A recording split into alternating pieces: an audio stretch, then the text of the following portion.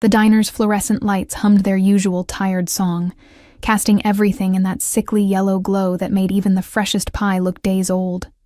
My feet ached, that deep, bone-weary throb that comes from 10-hour shifts in shoes held together more by hope than stitching. The vinyl of my uniform clung to my back, damp with sweat and the grease that seemed to permeate every surface of Rosie's 24-hour diner. It was 11 p.m. on a Thursday, and the place was nearly empty. Just how I liked it during the final hour of my shift. Fewer customers meant fewer forced smiles, fewer honey and sweethearts from men old enough to be my grandfather, fewer opportunities to mess up and lose the tips I desperately needed. I wiped down the counter for the third time, the circular motions automatic, meditative.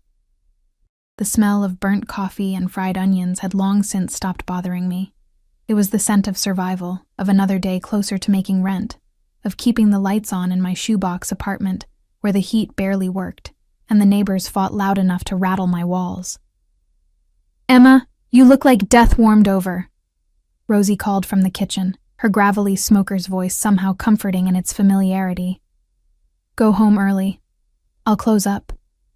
"Can't," I said, forcing brightness into my voice. "Need the hours." She didn't argue. She knew. Everyone in this neighborhood knew what it meant to need the hours. The bell above the door chimed, and I looked up, my customer service smile already plastered on my face. Then it faltered. 3 men walked in, and they didn't belong here. Not in this greasy spoon where the clientele consisted of truck drivers, insomniacs, and people with nowhere else to go. These men wore suits, real suits, the kind I'd only seen in magazine ads and movies. The fabric moved like liquid shadow. Probably cost more than I made in 6 months. The first 2 were clearly muscle. Broad shoulders, eyes that swept the room with professional assessment, hands that rested too casually near their jacket fronts. They moved with synchronized precision, flanking the third man like they'd done it 1,000 times before. But it was him, the third man, who stole the oxygen from my lungs. He was tall, maybe 6'2", with dark hair swept back from a face that could have been carved from marble. Sharp jawline, straight nose, lips pressed into a line that suggested he rarely smiled, but it was his eyes that caught me. Dark, almost black in the diner's poor lighting, and absolutely unreadable. He wore his power like a second skin, comfortable and undeniable. I'd seen men like him before, from a distance. Men who made the neighborhood quiet when they walked through.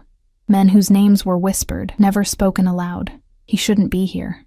"Welcome to Rosie's," I heard myself say, my voice steadier than I felt. "Sit anywhere you'd like." One of the guards, the one with a scar bisecting his left eyebrow, pulled out a chair at the corner booth. The location wasn't random, I realized. It faced the door, had a view of both entrances, and put his back to the wall. The boss, because that's what he had to be, sat with fluid grace, adjusting his cufflinks with fingers that looked strong despite their elegance. The guards remained standing, one by the door, one near the booth. They didn't sit. They didn't relax. They watched. I grabbed 3 menus, even though I suspected these men didn't come here for the meatloaf special. My sneakers squeaked against the linoleum as I approached, each step feeling like walking through water. Up close, I could smell him. Expensive cologne that had notes of cedar and something darker, richer. It was the kind of scent that didn't come from a department store.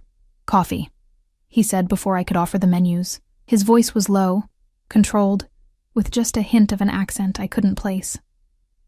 "Black." "Of course." I set down the menus anyway, my hands not quite steady. "Anything else?" His eyes met mine for the first time. Really met them. And I felt the impact like a physical touch. There was something predatory in that gaze, something that assessed and catalogued and filed away every detail of my existence. I wondered what he saw. A tired waitress with blonde hair coming loose from its ponytail, circles under her green eyes, a name tag that read Emma in faded letters. "Not yet," he said, and somehow those 2 words felt loaded with meaning I couldn't decipher. I retreated to the coffee station, my pulse hammering in my throat. Rosie had disappeared into the back office, probably sensing trouble and wanting no part of it.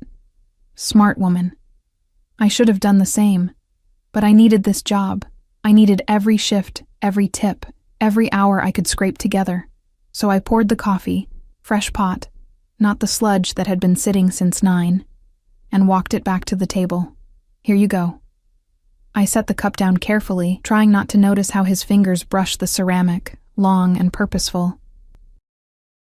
Just let me know if you need anything else. Your name is Emma. It wasn't a question. Yes, sir. The sir came automatically, some instinct recognizing hierarchy, danger, power. You've worked here how long? The question caught me off guard. Why would he care? 2 years. Almost 3. He nodded slowly, lifting the coffee to his lips. His movements were economical, precise. Nothing wasted. Late shift. Someone has to take it. I tried for casual, for normal, even though my heart was trying to break free from my ribcage. Better tips, usually. One corner of his mouth lifted, not quite a smile, more like the acknowledgement of a joke I hadn't meant to tell. Is that so? Before I could answer, his phone buzzed. He pulled it out, sleek, expensive, probably encrypted, and his expression shuddered completely. Whatever he read there changed something in the air. The temperature seemed to drop 10 degrees. He stood abruptly, and the guards immediately straightened, alert.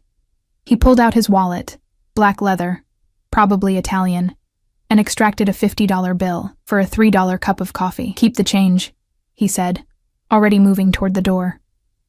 They were gone in seconds, smooth and coordinated, disappearing into a black SUV with tinted windows that had been idling at the curb. I stood there holding the 50, staring at it like it might vanish if I blinked. Emma! Rosie's voice cracked through my stupor. What the hell was that? I don't know, I whispered. And I didn't. But the 50 in my hand felt heavy, significant, like the beginning of something I didn't understand. I tucked it into my apron and finished my shift in a daze, wiping tables that were already clean, refilling napkin holders that didn't need it. When midnight finally came, I clocked out, counted my tips, $63 including his 50, and walked out into the cold November night. The walk home was always the worst part. 14 blocks through streets that got progressively darker, past buildings with broken windows and alleys that exhaled the smell of garbage and desperation. I kept my keys threaded between my fingers, my pepper spray in my other hand, my head down, but my awareness sharp. I was 3 blocks from my apartment when I heard it. A groan, low and pained, coming from the alley to my right. Every instinct screamed at me to keep walking. Nothing good happened in alleys at midnight. Nothing good happened to women who investigated groans in the dark. But I heard it again, weaker this time, and my feet betrayed me, turning toward the sound. The alley was darker than the street, shadows pooling like spilled ink between dumpsters and fire escapes. I pulled out my phone, turning on the flashlight with shaking fingers. The beam caught him immediately. He was slumped against the brick wall, one hand pressed to his side where dark liquid, blood, so much blood, seeped between his fingers. His suit was ruined, torn and soaked. His face was pale, sweat beading on his forehead despite the cold. It was him, the man from the diner. Oh my God, I breathed, already moving forward even though every survival instinct I had screamed danger. What happened? Who did this? His eyes opened, those dark, fathomless eyes, and focused on me with difficulty. Recognition flickered across his features, followed by something that might have been surprise. You? He managed, his voice rough with pain. The waitress. Don't talk. I dropped to my knees beside him, my phone clattering to the ground, its light casting grotesque shadows. Blood. There was so much blood. I need to call 911. His hand shot out, faster than should have been possible for someone losing that much blood, and gripped my wrist. His touch was hot, slick with blood, and absolutely firm. No. The word was a command, even weakened as he was. No hospitals. No police. You're dying. My voice cracked, panic flooding through me. You need help. Call. He fumbled in his jacket pocket with his free hand, his movements growing weaker. Phone. Call Dante. First contact. He managed to pull out his phone. The screen was cracked but still glowing, and thrust it toward me. His grip on my wrist loosened, and his hand fell away, leaving smears of crimson on my skin. I stared at the phone, then at him, my mind racing through impossibilities. If I called whoever Dante was, I was involved. If I called 911, he'd made it clear what would happen. Nothing good, probably for either of us. If I did nothing, he would die here in this alley, and I would be the last person who'd seen him alive. My hands were shaking so badly I nearly dropped his phone. The screen was locked, but the emergency call feature was available. I found the contacts. There were only about 20. All first names or initials. Dante was right there at the top, marked with a red star. I pressed call. It rang once. Twice. On the third ring, a voice answered, sharp, alert, immediately wary. Boss? This isn't... I'm not... I swallowed hard, looking down at the man who was now unconscious, his breathing shallow. He's hurt. Badly. He's in an alley on Madison, between 5th and 6th. There's blood. A lot of blood. And he said no hospitals, but he needs help now. Who is this? The voice had gone cold. Dangerous. Emma, I work at Rosie's diner. He was there earlier, and I found him. And he told me to call you. Stay there. Don't move. Don't call anyone else. We're 3 minutes out. The line went dead. I knelt there in the dirty alley, my jeans soaking through with something I didn't want to identify, staring at the unconscious Mafia boss, because that's what he had to be, and wondering what the hell I'd just done. 3 minutes felt like 3 hours. I pressed my hands against his wound, trying to remember high school health class, trying to slow the bleeding even though I had no idea if I was helping or making it worse. His skin was cold now, too cold, and his breathing had become so shallow I had to press my ear close to his mouth to make sure he was still alive. Then I heard them. The squeal of tires, the slam of doors, the thunder of footsteps. Light flooded the alley, blinding and harsh, and suddenly there were men everywhere. 6, maybe 7, all armed, all moving with that same coordinated precision I'd seen in the diner. Back away from him! The voice was the one from the phone, Dante, I assumed. He was shorter than the boss, stockier, with gray at his temples and eyes like chips of ice. I scrambled backward, my blood-soaked hands raised in surrender. 2 men moved past me immediately, dropping to assess their boss with professional efficiency. One was already on a phone, speaking rapid fire in what sounded like Italian. Dante crouched in front of me, his expression unreadable. You found him like this? Yes. My voice was barely a whisper. I was walking home from work and I heard him. I didn't know what else to do. You called us instead of the police. He told me to. He said no hospitals, no police. He said to call you. Something flickered in Dante's eyes. Respect, maybe, or surprise. Smart girl. You probably saved his life. He stood, barking orders in Italian. They had a stretcher now, from somewhere, and were already loading the boss onto it with practiced care. Is he going to be okay? I asked, even though I had no right to know. No reason to care beyond basic human decency. Dante looked at me for a long moment. That depends on the next few hours. Go home, Emma. Forget this happened. But go home. His voice had hardened into command. This isn't your world. This isn't your problem. You did a good thing tonight, but now you walk away. Understand? I nodded, even though I didn't understand anything. They were loading him into a different SUV now, moving with urgent precision. In less than 2 minutes, they were gone. And the alley was empty except for me and the dark stains on the concrete that would probably never completely wash away. I stood there for a long time, staring at my hands. They were covered in his blood, dried and flaking on my palms, crusted under my fingernails. My jeans were ruined. My phone screen was cracked where I'd dropped it. And I had $10 left in my wallet until payday next week. I'd used my last $50 to pay for an Uber to get home, too shaken to walk. The driver had taken one look at my blood-stained appearance and nearly refused the fare until I'd started crying. Explaining I'd helped someone injured, he'd driven fast and asked no questions. Now I sat in my cold apartment, the shower running, trying to scrub his blood from my skin and wondering if I'd just made the biggest mistake of my life. I didn't sleep that night. Every time I closed my eyes, I saw him, pale and bleeding, his hand gripping my wrist with that desperate strength, his eyes finding mine even through the pain. I saw the blood, dark and endless, pooling beneath him. I heard Dante's voice. Forget this happened. But how could I forget something like that? By the time weak November sunlight filtered through my apartment's grimy window, I'd convinced myself it had been a terrible dream. Some fever-induced hallucination brought on by exhaustion and too many double shifts. I'd go to work, and everything would be normal. The diner would smell like burnt coffee and hope. Rosie would complain about her ex-husband. The regulars would leave their usual mediocre tips. Normal, safe, predictable. I pulled on my spare uniform. The bloodied one from last night was balled up in a plastic bag under my sink, and I couldn't bring myself to even look at it, and headed to the diner for the morning shift. My fingers trembled as I tied my apron, and the circles under my eyes had deepened to bruises, but I smiled at the early customers and poured coffee with steady hands.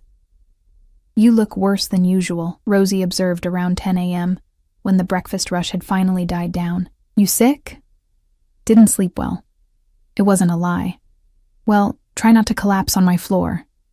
I got health inspectors coming next week." But her eyes were kind, concerned in that gruff way of hers. I made it through the morning in a fog, going through the motions, forcing normalcy. By noon, I'd almost convinced myself I'd imagined it all. Then the door opened. 2 men walked in, and ice flooded my veins. Not the boss. These were different, though they carried themselves with the same coiled danger. One was tall and rail-thin, with a face like a hatchet. The other was built like a truck, with hands that could probably crush skulls. Both wore dark suits. Both moved with that predatory grace that set every nerve ending I had screaming. They headed straight for me. "Emma Hartley?" The thin one's voice was surprisingly soft, almost gentle. My mouth went dry. "Yes?" "We need you to come with us." The diner went silent. Even the grill stopped sizzling. I felt every eye turn toward us, felt the weight of attention like a physical pressure. I'm working." My voice came out steady despite the terror clawing up my throat. "My shift doesn't end until 3. It ends now." The big one spoke for the first time, his voice a rumble like distant thunder. Rosie appeared from the kitchen, her expression fierce. "The girl said she's working. You got a problem with that? Take it up with me." The thin man's eyes flicked to her, assessing and dismissing in one smooth motion. "Ma'am, with all due respect, this doesn't concern you. Emma, we're not asking. Mr. Russo would like to see you." Mr. Russo. So that was his name. "Is he—" I swallowed hard, my hands gripping the edge of the counter until my knuckles went white. "Is he alive?" Something that might have been approval crossed the thin man's face. "Very much so. And he's requested your presence. We have a car waiting." "Emma, don't you dare!" Rosie started, but I was already untying my apron. "It's okay," I lied, my voice surprisingly calm. "I'll be fine." "Like hell you will. These are—" "I know what they are." I met her eyes, trying to communicate something I couldn't say aloud with half the diner watching. "It's okay, Rosie. Really." I could see her wrestling with it, the desire to protect me versus the wisdom of knowing when a fight couldn't be won. Finally, she nodded, her jaw tight. "You call me if you need anything. Anything." "I will." The thin man held the door open, and I walked through it on legs that felt like water. Outside, a black SUV idled at the curb, windows tinted so dark I couldn't see inside, license plates that looked somehow official and anonymous at once. The big one opened the back door. I hesitated at the threshold, every survival instinct screaming at me not to get in. Once I stepped into that vehicle, there was no going back. This was the moment. The line between my world and theirs. Between safety and something else entirely. "Miss Hartley." The thin man's voice was patient but firm. "Please." I climbed in. The interior smelled like leather and money.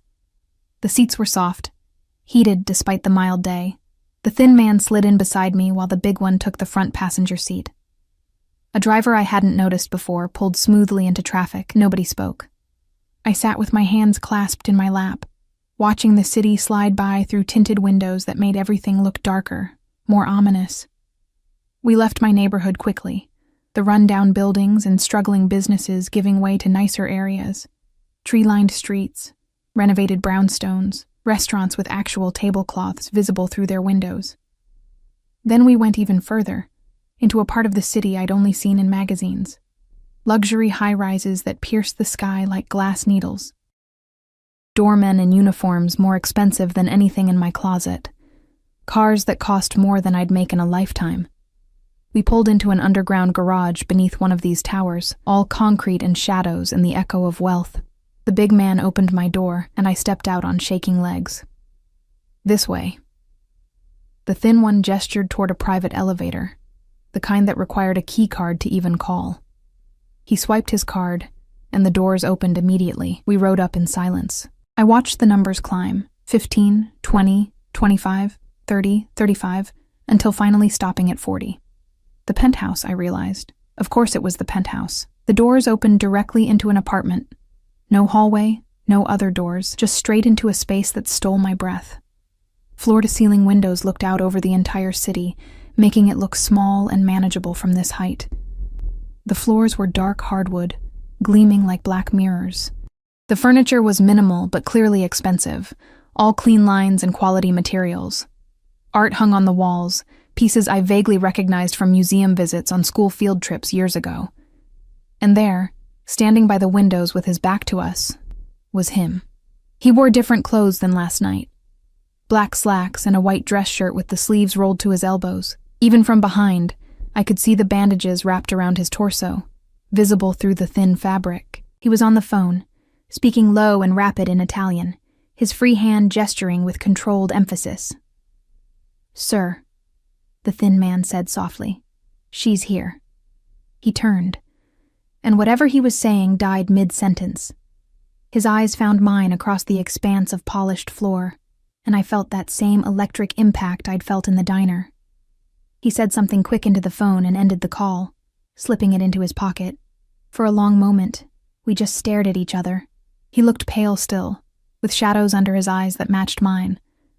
But he was alive, standing, moving. The wound that should have killed him hadn't. "Thank you, Marco. Luca. You can go." His voice was stronger than it had been in the alley, but still rough around the edges, like he was working through pain. The two men left without a word, and suddenly I was alone with him. The silence stretched, thick, and weighted with things I couldn't name.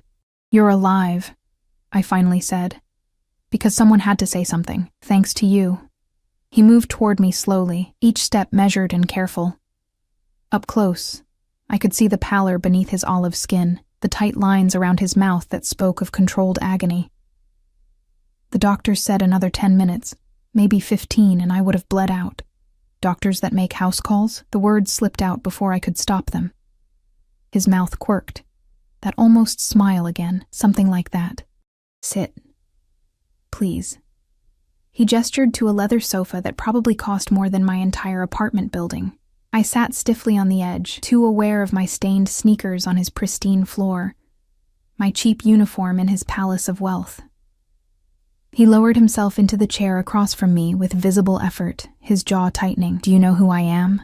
"Mr. Russo." I twisted my hands in my lap. "And I can guess the rest." "Can you?" "You're..." I searched for words that wouldn't sound accusatory or naive. "You're someone important. Someone dangerous, someone people don't say no to." A tactful assessment. He leaned back carefully, studying me with those dark eyes that seemed to see everything. "My name is Dominic Russo, and yes, I am dangerous. I am what polite society would call a criminal, what the streets call a boss, what my enemies call dead man walking, though last night proved them premature." His bluntness caught me off guard. "Why am I here?" "Because you saved my life." He said it simply, as if it explained everything. "Because you called Dante instead of the police, even though calling the police would have been the smart, safe choice. Because you stayed with me, tried to stop the bleeding, put yourself at risk for a stranger you'd seen once for 10 minutes in a diner. Anyone would have..." "No." The word cut through the air like a blade. "Most people would have kept walking.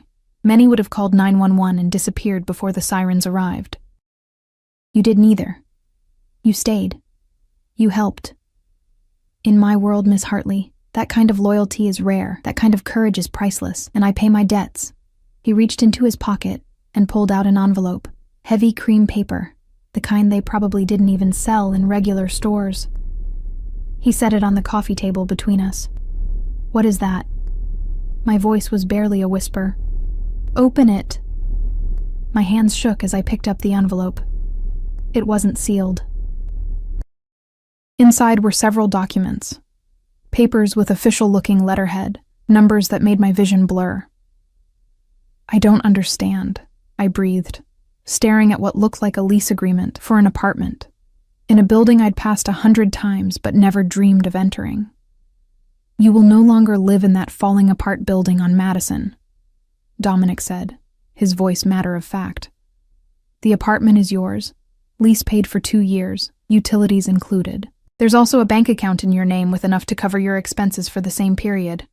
I looked up at him, shock rendering me speechless. The numbers I'd glimpsed, they had more zeros than my brain could process. I can't accept this. The words felt hollow even as I said them. You can. You will. There was steel beneath the politeness. You saved my life, Emma. In my world, a life debt is sacred. This is not charity. This is payment. Refusing would be unwise. The unspoken threat hung in the air. But somehow it didn't feel threatening. It felt like something else. An inevitability, maybe. A door that had opened and couldn't be closed. Why so much? I whispered. I just called for help. Anyone would have... But they didn't. You did. He leaned forward, wincing at the movement. And in doing so, you made yourself visible to me. In my line of work, Miss Hartley, visibility is dangerous. By helping me, you painted a target on your back. Every enemy I have, and I have many, would see you as leverage if they knew what you'd done. So you will accept this gift. You will move to the new apartment today, and you will allow my people to ensure your safety. Your people? Alarm bells rang in my head. You mean guards? Watching me? Protecting you. His eyes held mine, and I saw something flicker there, something almost like regret. I've brought you into my world, Emma, whether you wanted it or not. The moment you touched my blood, the moment you called Dante, you became part of this. I cannot undo that, but I can make sure you survive it. My heart hammered against my ribs. And if I refuse, if I just go back to my life, pretend this never happened, then you would be dead within a week. He said it without emotion, just cold fact. The men who tried to kill me last night, they saw you. They saw you find me, saw you on your phone calling for help. They know your face now. And they will come for you to find out what you know, what I might have told you in that alley. The room spun. I gripped the envelope so hard the paper crumpled. But I don't know anything. They don't know that.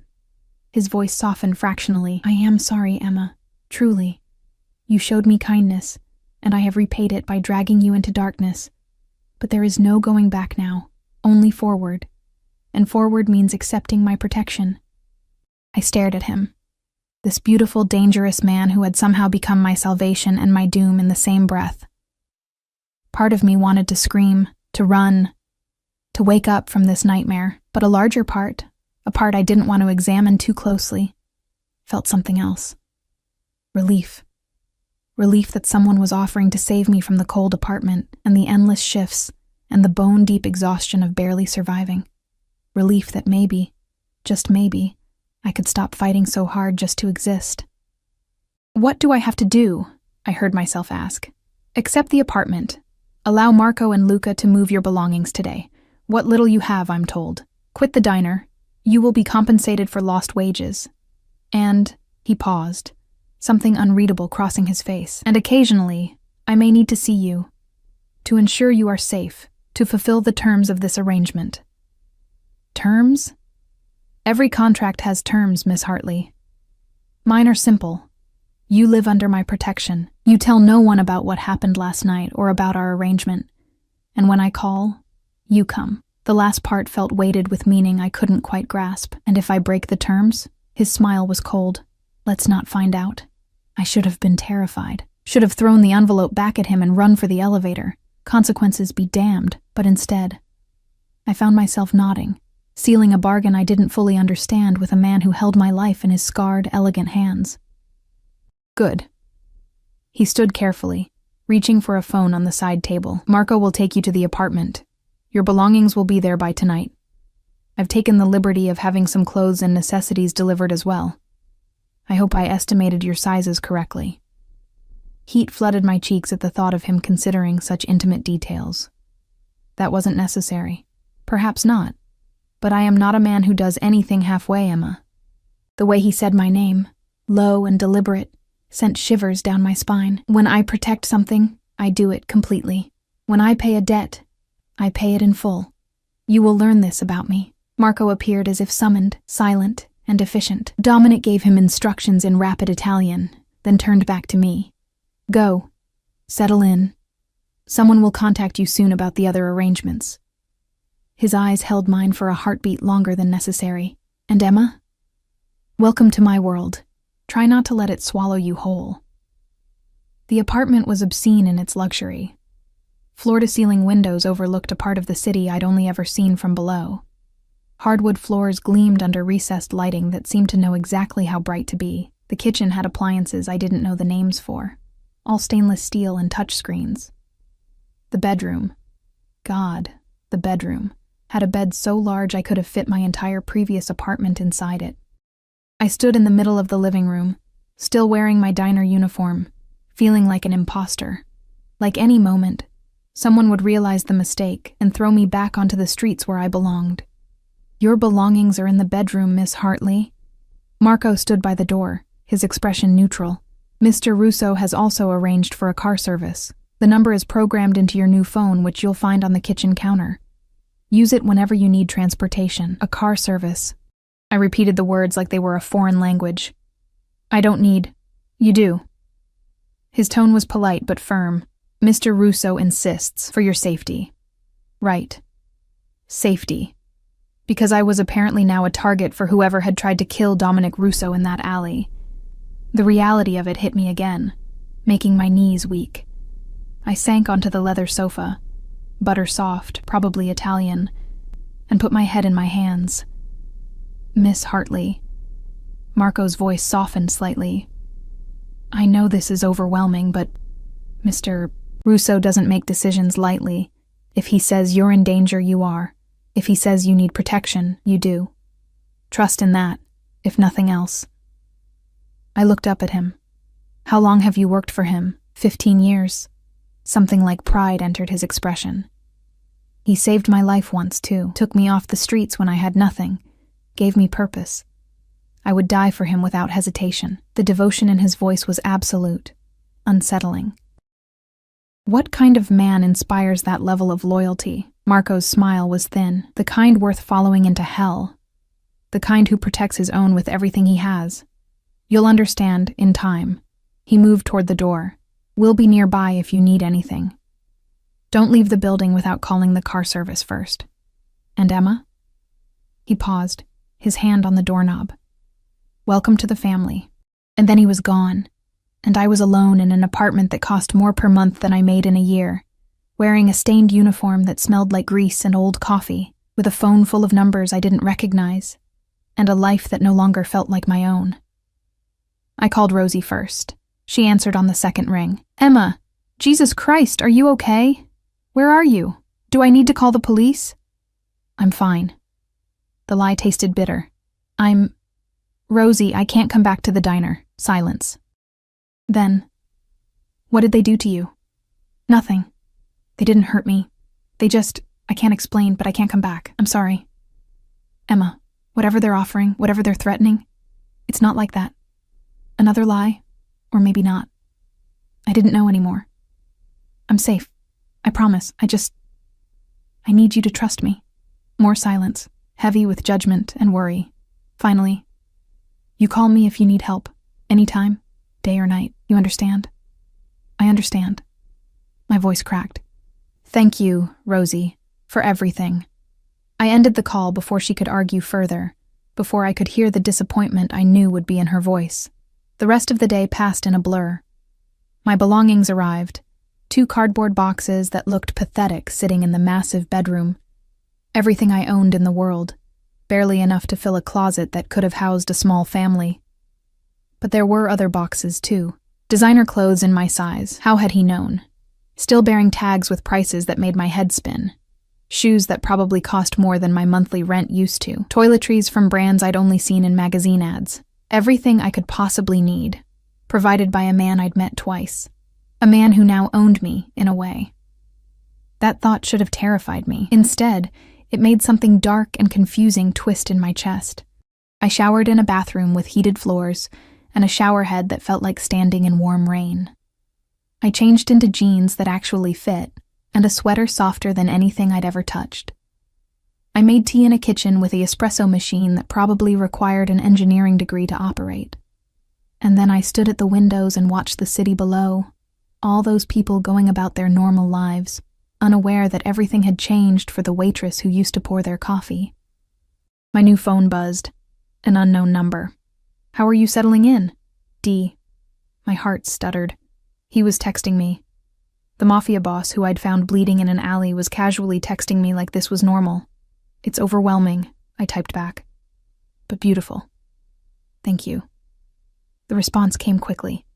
"You deserve beautiful things, Emma." I stared at those words, trying to parse their meaning. Was this just part of paying his debt? Or was there something else beneath the surface? "You should be resting," I sent. "You were nearly dead yesterday. I've been nearly dead many times. It loses its impact." The cavalier way he said it made my chest tighten. What kind of life had he lived that near death was routine? "That's not funny," I typed. "No, it's not. But it's true." A pause. The 3 dots appearing and disappearing several times before the next message came through. "I need to see you tomorrow. There are things we need to discuss. Marco will bring you to my office at noon." My hands trembled on the phone. What things? Things that can't be discussed over text. Things you need to understand about your new situation. Our arrangement, you mean? Yes. I should have asked more questions, should have demanded answers now, not tomorrow. But instead, I just typed, "Okay. Good. Sleep well, Emma. You're safe now." I wasn't sure I believed him, but I wanted to. God, how I wanted to. That night, I slept in silk sheets on a mattress that felt like floating on clouds, and I dreamed of dark eyes and blood and hands that could kill, but had held me with unexpected gentleness. The next morning, I woke to sunlight streaming through windows I'd forgotten to cover. For a disorienting moment, I didn't know where I was. Then it all came flooding back, the alley, the blood, Dominic Russo, and his impossible offer that I'd accepted. I dressed carefully in the new clothes, feeling like I was putting on a costume. The woman in the mirror looked like me but wasn't. She had better clothes, smoother skin from actual good sleep, eyes that weren't quite so haunted. But beneath the surface, I was still the same scared girl who counted pennies and worked double shifts just to survive. Marco arrived at 11:30, punctual to the minute. "Ready, Miss Hartley?" "As I'll ever be." The drive took 20 minutes through morning traffic. We ended up in the financial district, pulling into the underground garage of a sleek office building. Marco led me to another private elevator, using another key card. "His legitimate businesses are run from this building," Marco explained as we rode up. "Import-export, real estate, investments, all very legal, very profitable. And the illegal ones?" His smile was brief. "Those are handled elsewhere." The elevator opened onto the top floor. More windows, more expensive furniture, more evidence of wealth beyond my comprehension. A receptionist who looked like she'd stepped out of a fashion magazine greeted us with a professional smile. "Miss Hartley, Mr. Russo is expecting you. Right this way." She led me down a hallway lined with abstract art, stopping at double doors made of dark wood. She knocked once, then opened them. The office was enormous. One wall was entirely windows, offering a view that rivaled the apartment. The rest was all dark wood and leather, with bookshelves that actually held books, not just decorative spines. And there, behind a desk that looked like it had been carved from a single piece of mahogany, was Dominic Russo. He looked better than yesterday, color back in his face, though I could see the careful way he held himself, protecting his wounded side. He wore a charcoal suit that probably cost more than a car, his dark hair perfectly styled, his jaw shadowed with calculated stubble. He looked every inch the powerful businessman, but I'd seen him bleeding in an alley, vulnerable and mortal, and I couldn't forget it. Emma. He stood as I entered, a gesture that felt oddly old-fashioned. Thank you for coming. Did I have a choice? The words came out sharper than I'd intended. His lips quirked. Not really. Sit, please. I sat in one of the chairs across from his desk, trying not to feel like I was about to be interrogated. Marco had disappeared, closing the doors behind him, leaving us alone. Dominic settled back into his chair with visible care. How was your first night? Strange. Surreal. I met his eyes. I kept waiting for someone to tell me there'd been a mistake. No mistake. He opened a drawer, pulling out a folder. We need to discuss the practical aspects of this arrangement. First, your financial situation. He slid the folder across the desk. Inside were bank statements, account numbers, figures that made my vision blur. I couldn't finish the sentence. Enough for 2 years of comfortable living, as I said, plus a discretionary fund for anything you might need. His tone was businesslike, as if we were discussing a corporate contract. The apartment is yours for the same period. After that, we'll reassess. Reassess what? Whether you still need my protection. Whether my enemies still see you as a target. He leaned back, studying me. I hope, by then, the answer to both questions will be no. And you can return to whatever life you choose. And if the answer is yes, his eyes darkened. Then we continue. The weight of that statement hung between us. 2 years, maybe more. My life intertwined with his, whether I wanted it or not. What do you want from me? I asked quietly. Really? There has to be more than just... What, gratitude? Debt repayment? For the first time, something cracked in his controlled facade. He leaned forward, his hands clasped on the desk, and his eyes held mine with an intensity that stole my breath. You want honesty, Emma? Here it is. When I woke up in that alley and saw you, this girl with terrified eyes and bloody hands, staying with a monster because it was the right thing to do, something in me shifted. In my world, goodness is weakness. Kindness gets you killed, but you... He paused, seeming to search for words. You were kind without expectation of reward. You were brave without knowing what it would cost you. And yes, I owe you a debt. But more than that, I want to keep you safe because people like you, people with light still inside them, are rare. And I've destroyed so much light in my life. I don't want to destroy yours too. His words hung in the air between us, raw and unexpected. I didn't know what to say, how to respond to this glimpse beneath the armor he wore so carefully. You're not a monster, I finally whispered. His laugh was bitter. You don't know what I've done. The blood on my hands would drown you. Maybe. But monsters don't save waitresses from poverty. Monsters don't worry about destroying someone's light. I leaned forward, surprising myself with my boldness. You're dangerous, yes. Probably terrifying when you want to be. But you're not a monster, Dominic Russo. Something flashed in his eyes. Surprise, maybe. Or something deeper. He stood abruptly, moving to the windows, his back to me. Even injured, he moved with that predatory grace that made my pulse quicken. 2 weeks ago, I had a man killed, he said, his voice flat. He stole from me, lied to my face, thought I wouldn't notice or wouldn't care. I cared. So I had him dealt with. He turned to face me, and his expression was carved from stone. Does that sound like someone who isn't a monster? I should have been horrified, should have run from the room, from him, from this whole impossible situation. But instead, I thought about the desperation in his voice in that alley, the way his hand had gripped mine like I was his last anchor to the world. It sounds like someone who lives in a world I don't understand, I said carefully. A world with different rules, different consequences. You're trying to rationalize it, to make me palatable. He crossed back to the desk, bracing his hands on it as he leaned toward me. Don't. I am what I am, Emma. I've made my choices, and I live with them. You need to understand that if you're going to be part of my life, even peripherally, then help me understand. I stood, refusing to be intimidated. Tell me the truth. All of it. Who tried to kill you? Why? And why am I really in danger? He studied me for a long moment, something like approval flickering across his features. You want the truth? Fine. The man who tried to kill me was Francesco Moretti. He was my second in command until 6 months ago when I discovered he'd been skimming profits and feeding information to the Calabrese family. My enemies. His voice hardened. I exiled him rather than kill him. A mistake, as it turns out. He came back with hired guns, caught me leaving a meeting, and put 3 bullets in me before my security could respond. And he saw me.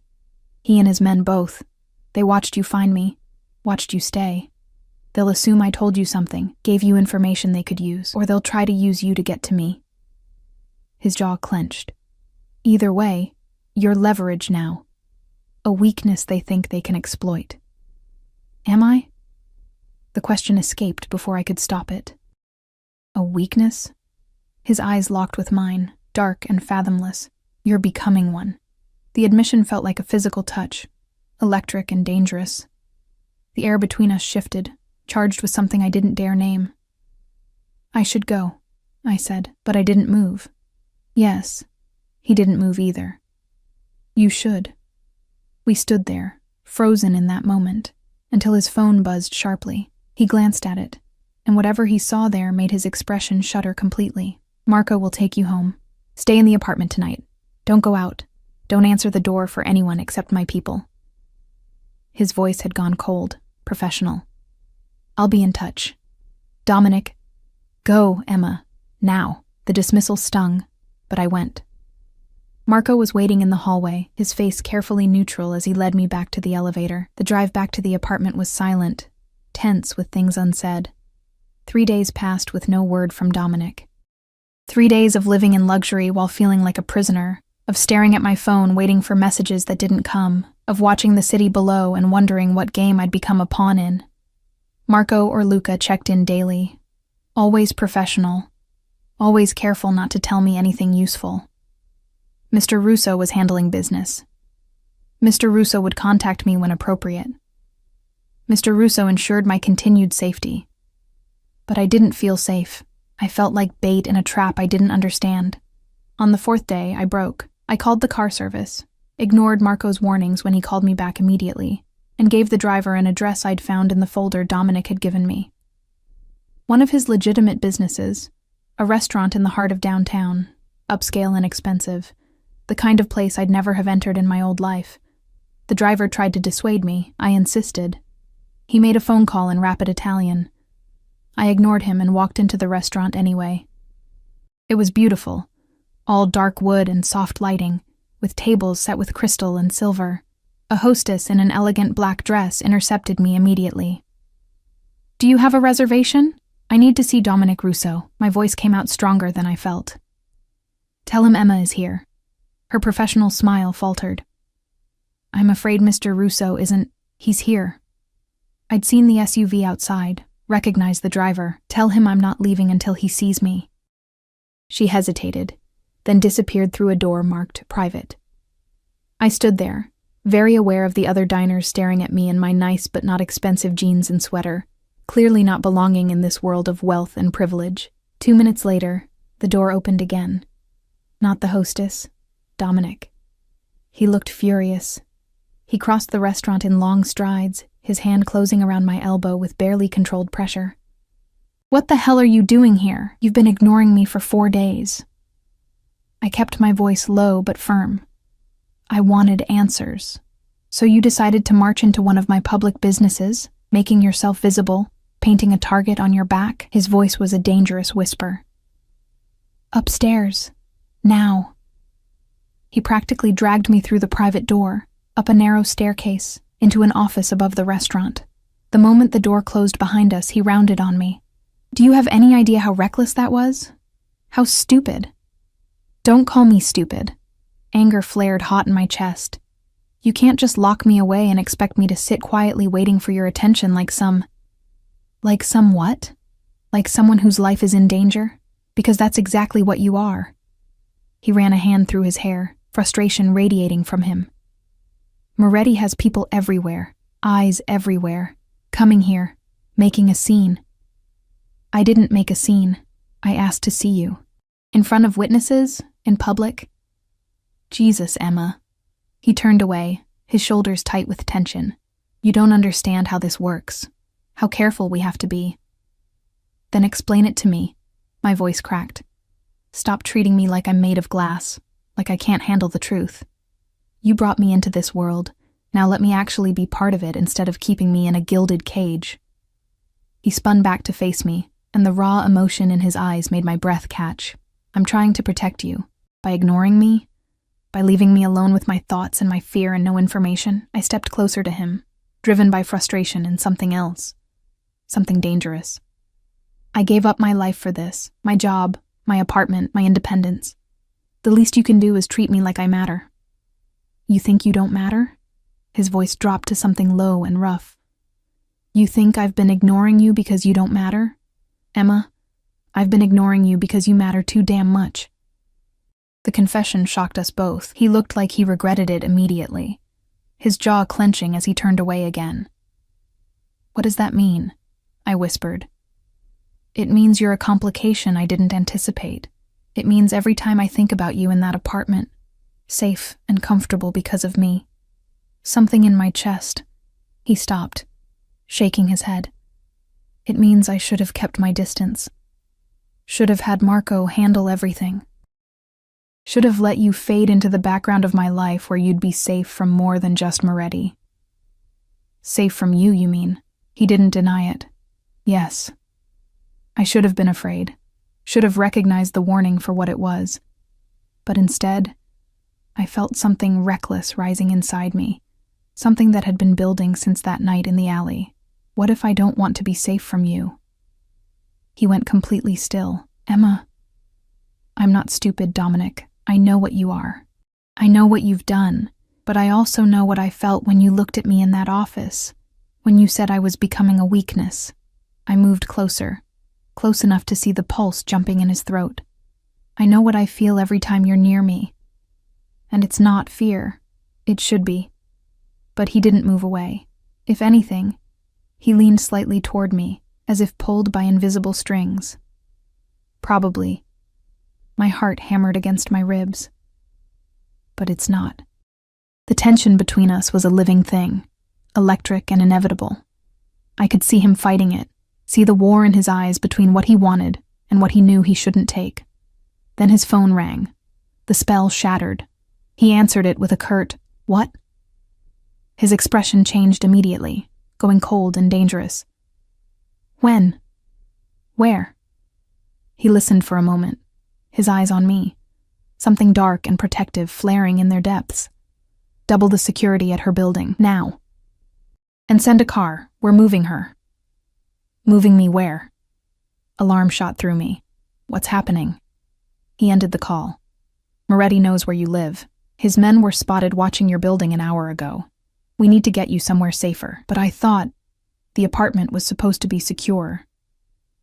Nothing is ever completely secure with men like him. He was already moving, pulling out his phone again, firing off texts. Pack what you need. You're coming with me. With you? Where? He met my eyes, and what I saw there made my stomach flip. My home. My private residence. The one place even Moretti won't dare touch. Because? Because it's a fortress. Because I'll be there. And because... He stopped himself, shaking his head. Because I'm not letting anything happen to you. Not now. Not ever. The possessiveness in his voice should have terrified me. Instead, it sent heat flooding through my veins. Okay, I heard myself say. Okay. Within an hour, we were in his SUV, Marco driving while Luca followed in another vehicle. Dominic sat beside me in the back, his body tense, his hand resting on the seat between us. Not quite touching me, but close enough that I could feel the heat of him. I'm sorry, I said quietly, for putting myself at risk, for not listening. He glanced at me, and his expression softened fractionally. You were right. I was keeping you at a distance, using protection as an excuse. His hand shifted, his fingers brushing against mine. But that ends now. If you're going to be in my life, Emma, then you're going to be in it completely. No more hiding. No more half measures. His fingers closed around mine, and I felt that touch all the way to my bones. "What does that mean?" I asked, even though I thought I knew. His smile was dark and full of promise. "It means welcome to the deep end, Emma Hartley. Try not to drown." Dominic's private residence wasn't what I expected. I'd imagined something ostentatious. A mansion with columns and gates, something that screamed wealth and power. Instead, we pulled up to a converted warehouse in a gentrified neighborhood, all exposed brick and industrial windows. From the outside, it looked almost modest. Almost. But the moment we stepped inside, I understood. This wasn't about showing off. This was about control. The interior was open concept, with soaring ceilings and steel beams that had been left deliberately exposed. But every window had bulletproof glass. Every entrance had reinforced doors and biometric locks. Cameras were discreetly positioned in every corner, and I'd counted at least 6 guards positioned around the perimeter before we even entered. "This is where you really live," I said, taking it all in. "This is where I'm safe," he corrected, leading me up a steel staircase to the 2nd floor. "The penthouse is for show, for meetings with people who need to see success. This is home." And it looked like a home, in ways the penthouse hadn't. There were books stacked on tables, personal photographs on shelves, a coffee mug left on the kitchen counter. Signs of life, of someone who actually existed here rather than just passed through. He showed me to a guest room, spacious and comfortable, with its own bathroom and a view of the city through those impenetrable windows. "Your things will be here within the hour. Make yourself comfortable. You're safe here, Emma. I promise." "How long do I need to stay?" His jaw tightened. "As long as it takes to neutralize Moretti. Days, maybe weeks." "Weeks?" The reality of it hit me hard. "Dominic, I can't just hide here indefinitely. You can, and you will." His voice had gone hard again, that tone that brooked no argument. "Moretti made his move. He showed his hand. That means he's desperate, which makes him dangerous. Until I handle this, you stay here where I can protect you." "Handle this," I repeated. "You mean kill him?" He didn't flinch. "If necessary, yes." I sank onto the bed, my hands shaking. This was real. All of it. I wasn't playing at being part of his world anymore. I was drowning in it. Dominic crouched in front of me, his hands coming to rest on my knees. The touch was warm, grounding. "I know this is terrifying. I know you didn't ask for any of this. But I need you to trust me." "Can you do that?" I looked into his dark eyes and saw something I hadn't expected. Genuine concern, real fear for my safety. Not because of his debt or his honor, but because of something else. Something neither of us had named yet. "I trust you," I whispered. His hands tightened on my knees. "Then trust that I will end this. And when it's over, you can decide. Stay in my world or go back to yours. No pressure. No obligation. I'll give you that choice, Emma. I promise." "And what if I don't want to choose? What if I want both?" His eyes darkened. "That's not possible. My world destroys everything good it touches. Eventually, it would destroy you too. You don't know that." "I do." He stood abruptly, putting distance between us. "Get some rest. I have calls to make, arrangements to finalize. Dinner will be at 7. He left before I could argue, the door clicking shut behind him with a finality that felt like a statement. The next 3 days fell into an unexpected rhythm. Dominic worked from his home office, taking calls in Italian and English, his voice carrying through the open space. Sometimes calm and measured, sometimes cold and threatening. I caught glimpses of the man he was in his business, the ruthlessness that had built his empire. But in the evenings, he was different, softer. We ate dinner together each night, meals prepared by a chef who appeared and disappeared like a ghost, leaving elaborate dishes that Dominic barely touched while I savored every bite. We talked about safe things, books, music, my childhood in a small town upstate, his memories of his grandmother who'd raised him after his parents died. He never mentioned how they died. I didn't ask. On the 4th night, he found me in his library, a room lined floor to ceiling with books, some in Italian, some in English, all clearly well read. I'd been there for hours, curled in a leather chair with a worn copy of The Count of Monte Cristo. "Good choice," he said from the doorway, making me jump. Revenge and redemption, one of my favorites. Does he get his redemption? I asked. I haven't finished it yet. Dominic crossed the room, pouring himself a drink from a crystal decanter. Whiskey, probably older than me. That depends on your definition of redemption. He gets his revenge. But at what cost? He settled into the chair across from me. I've always thought Dantes was a fool. For seeking revenge? For believing it would make him whole again. He swirled the amber liquid in his glass. Revenge is satisfying in the moment. But it doesn't heal the wound, it just creates new ones. I studied him, seeing the pain beneath the philosophical observation. Is that what you're doing with Moretti? Creating new wounds? No, his eyes met mine. With Moretti, I'm preventing future ones. There's a difference. Is there? He smiled, but it didn't reach his eyes. You're very good at asking questions I don't want to answer. Someone has to. I set the book aside. You're very good at hiding behind philosophy and cold logic. But I see you, Dominic. The real you. And you're not as hard as you pretend to be. Emma. My name was a warning. It's true. You care. Maybe too much. That's why you're so protective. Why you push people away before they can see how much you actually feel. He set his glass down with controlled precision. And what do you think I feel for you? The question hung between us, dangerous and inevitable. We'd been dancing around this for days. This pull between us that grew stronger every moment we spent together. I think you're terrified, I said softly, because I'm not supposed to matter this much. I'm supposed to be a debt paid, a problem solved, but somewhere along the way, I became something else. He stood abruptly, moving to the window. You should hate me, fear me, want nothing more than to escape this life and never look back. Probably. I stood too, closing the distance between us. But I don't. Emma, don't what? Tell you the truth? That I think about you constantly? That every time you're near me, I feel like I'm standing on the edge of a cliff, terrified and exhilarated at the same time? I touched his arm, feeling the tension coiled beneath his expensive shirt. That I'm falling for a man I should run from. He turned to face me, and the raw emotion in his eyes stole my breath. If you fall, I'll catch you.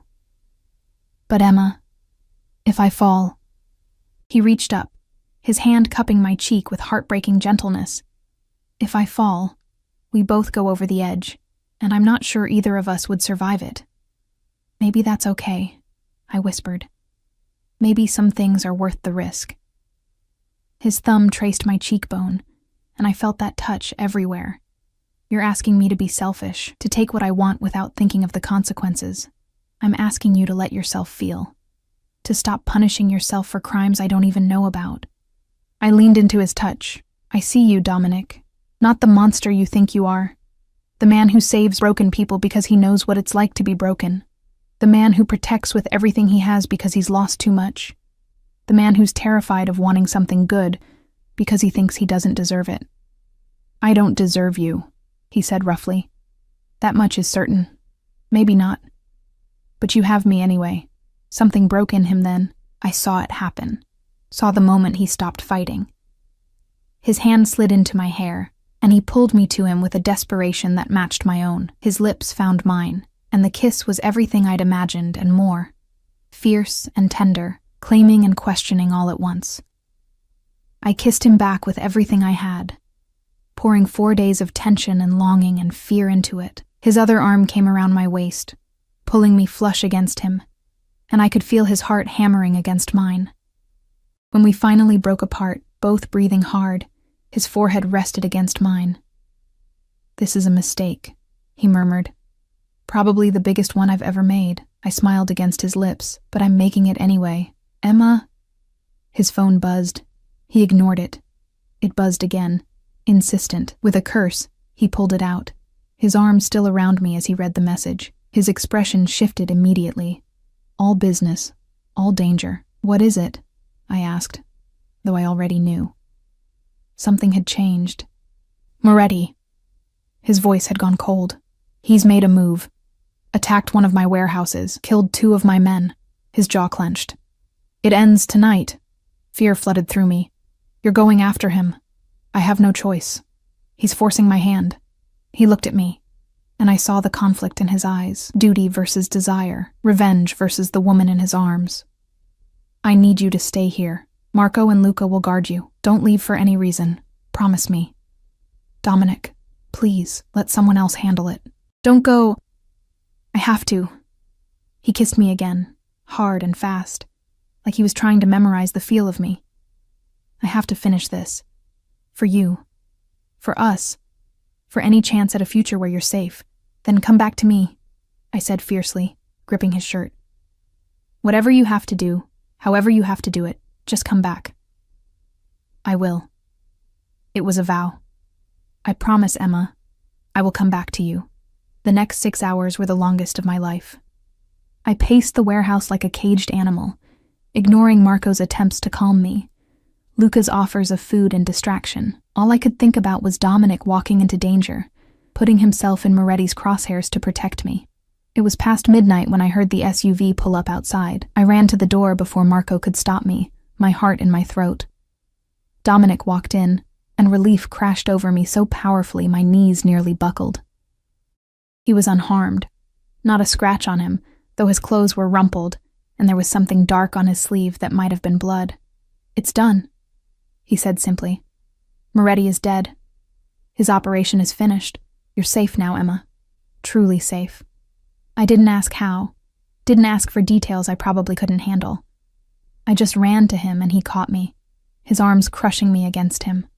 You're okay, I whispered against his chest. You came back. I promised. His hand stroked my hair. I always keep my promises. We stood there for a long moment, just holding each other. Marco and Luca quietly disappeared, giving us privacy. Finally, Dominic pulled back enough to look at me. You have a choice now, he said. The one I promised you. The danger is gone. You can go back to your life. Not the diner, but something better. I'll set you up with whatever you need. A new apartment, a job, references. You can walk away from all of this, from me, and be free. Or, my heart pounded, or you stay. His eyes held mine, vulnerable in a way I'd never seen before. You stay in my world, knowing what it is, what I am. You let me be selfish and keep you close. You let this, he gestured between us, be something real. No more pretending it's just protection or debt repayment. Just us. Honest and terrifying and real.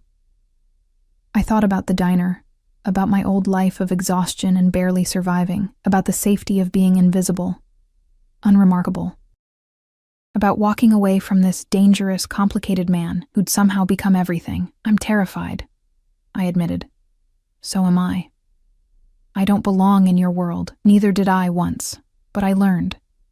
And you're stronger than you think, Emma. You survived poverty. You survived finding a dying mafia boss in an alley. You survived being dragged into a war you didn't start. You can survive this too. Survive me. If you want to. What if I don't just want to survive? I reached up, touching his face. What if I want to live? Really live, for the first time in my life? His smile was slow and genuine, transforming his face.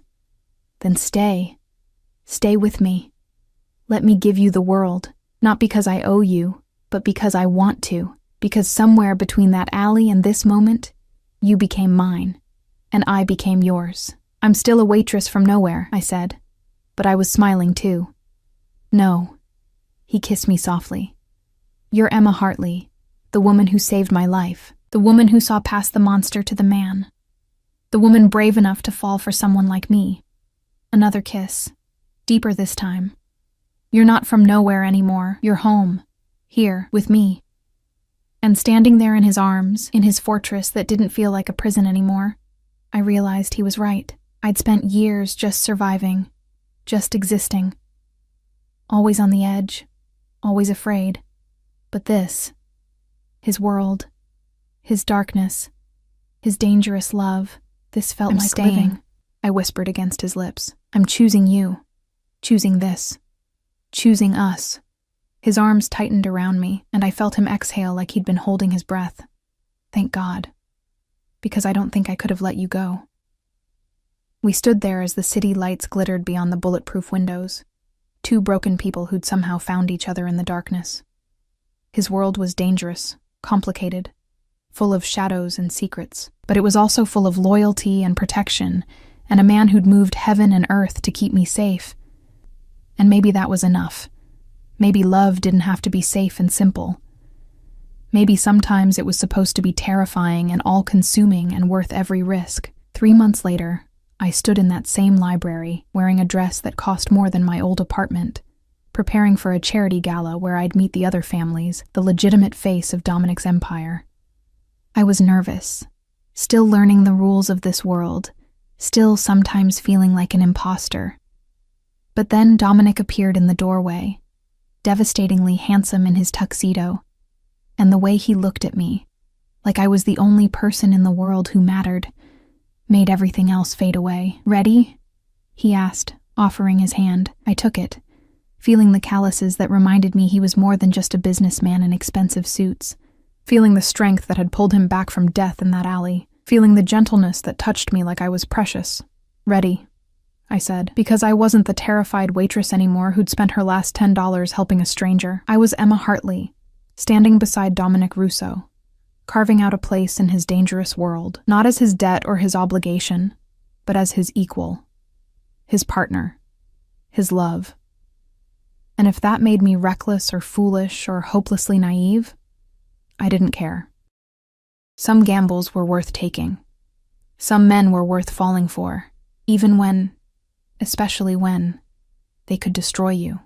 As we walked out into the glittering night, his hand warm in mine, I knew I'd made the right choice, not the safe one, not the smart one, but the one that felt like coming home.